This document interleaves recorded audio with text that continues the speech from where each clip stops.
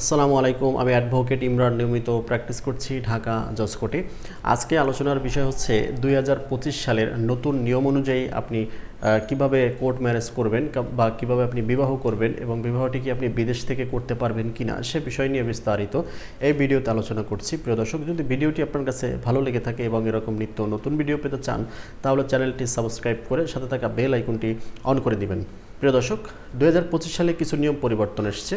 ২০০৯ সালের যে নিয়মটি ছিল সেই নিয়মের কিছুটা পরিবর্তন এসে ২০২৫ সালে সংশোধন করা হয়েছে এবং এই আইন অনুযায়ী, এই নিয়ম অনুযায়ী আপনারা কিন্তু চাইলে কোর্ট ম্যারেজ করতে পারবেন অথবা পারিবারিকভাবে বিবাহ করতে পারবেন। এছাড়াও আপনারা যদি বিদেশে থাকেন বা বিদেশি কোনো নাগরিককে বিবাহ করতে চান সে প্রসিডিউরটিও কিন্তু আপনি মেনটেন করতে পারবেন। আমি ধাপে ধাপে বলছি।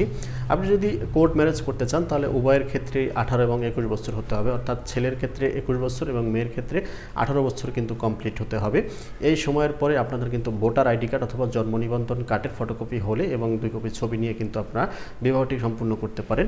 এই বিবাহটি আপনারা কাজী অফিসের মাধ্যমে সম্পন্ন করতে পারেন, আবার চাইলে কোর্টের মাধ্যমেও অর্থাৎ আইনজীবীর মাধ্যমেও কিন্তু আপনি কোর্ট ম্যারেজটি সম্পূর্ণ করতে পারেন। সেজন্য যদি আমাদের কোনো সাপোর্টের প্রয়োজন হয় অবশ্যই স্ক্রিন দেওয়া নাম্বারে যোগাযোগ করতে পারেন। আপনি যদি বিদেশি কোনো নাগরিককে বিয়ে করতে চান সেই ক্ষেত্রেও আপনি কিন্তু বিবাহ করতে পারবেন।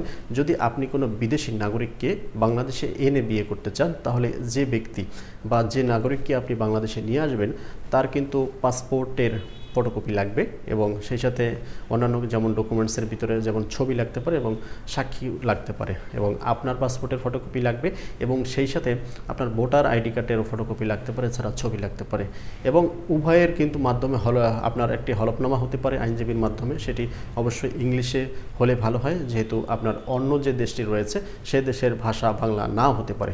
সেজন্য প্রিয় দর্শক, এই বিবাহটি আপনি চাইলে কাজী অফিসের মাধ্যমেও করতে পারেন, আবার চাইলে কিন্তু আপনি একজন আইনজীবীর মাধ্যমেও আপনি সঠিক প্রক্রিয়া মেনে কিন্তু আপনি বিবাহটি সম্পূর্ণ করতে পারেন। এই বিবাহটি সম্পূর্ণ করার পরে অবশ্যই ইংলিশ ম্যারেজ সার্টিফিকেটটি আপনি কালেক্ট করবেন এবং ইংলিশ নিকাহনামা এবং বাংলা নিকাহনামাটি আপনি কালেক্ট করবেন। কেন আপনি ইংলিশ সার্টিফিকেটটি কালেক্ট করবেন? এর কারণ হচ্ছে ইংলিশ একটি ইন্টারন্যাশনাল ল্যাঙ্গুয়েজ। আপনি যখন দেশের বাইরে এই বিবাহটি প্রমাণ করতে চাবেন সেই ক্ষেত্রে কিন্তু আপনার ইংলিশ ম্যারেজ সার্টিফিকেটের প্রয়োজন হবে এবং কাবিননামাটি ইংলিশ হতে হবে। বাংলাদেশে যে বিবাহটি আপনার বৈধ রয়েছে সেক্ষেত্রে বিবাহটি যদি আপনি বৈধ প্রমাণ করতে চান সেই ক্ষেত্রে অবশ্যই আপনার বৈধ ডকুমেন্টস হিসাবে কিন্তু বাংলা কাবিননামাটির প্রয়োজন হবে। প্রিয় দর্শক, এই ক্ষেত্রে কিছু নিয়ম নীতিও পরিবর্তন এসছে। যেমন ধরেন, আগে পূর্বে স্বামী বিয়ে করেছে কিনা এই বিষয়টি কিন্তু কাবিনে উল্লেখ থাকতো না বা ভলিউমে উল্লেখ থাকতো না। এখন পূর্বে স্বামী বিবাহ করেছে কিনা বা বর্তমানে তার কোনো বাচ্চা কাচ্চা বা স্ত্রী আছে কিনা এই বিষয়টি কিন্তু কাবিনে উল্লেখ থাকবে। আগে যেমন নারী কুমারী কিনা বা নারীর পূর্বে বিবাহ আছে কিনা এই কথাটি শুধুমাত্র উল্লেখ থাকতো, স্বামীর ক্ষেত্রে এই বিষয়টি উল্লেখ থাকতো না। এখন এই বিষয়টি কিন্তু উল্লেখ করতে হবে। আরেকটি বিষয় রয়েছে, সেটি হলো আপনি চাইলে বায়োমেট্রিক পদ্ধতিতে অর্থাৎ অনলাইনেও কিন্তু আপনি এই বিবাহটি রেজিস্ট্রেশন করতে পারবেন। আগে অফলাইনে ২০০৯ সালের যে আইন রয়েছিল সেই আইন অনুযায়ী অফলাইনে আপনি বিবাহটি সম্পন্ন করতে পারতেন, আর এখন ২০২৫ সাল আইন অনুযায়ী আপনি কিন্তু চাইলে অনলাইনেও বিবাহটি সম্পন্ন করতে পারবেন। এর সুবিধা কি, অসুবিধা কি? এর সুবিধা হচ্ছে যে ব্যক্তি প্রতারণা করতে চায় অর্থাৎ বিবাহ করার পরবর্তীতে যদি অস্বীকার করতে চায় তার জন্য এটি অসুবিধা। আর যদি আপনি বিবাহের কোনো প্রমাণ ডকুমেন্টস হারিয়ে ফেলেন পরবর্তীতে সেই ডকুমেন্টস পাওয়ার জন্য হয়রানির শিকার না হতে হয়, সেজন্য অনলাইনে থাকলে আপনি চাইলে যে কোনো সময় ডকুমেন্টস কালেক্ট করতে পারবেন। এই সুবিধাটি আপনার জন্য রয়েছে।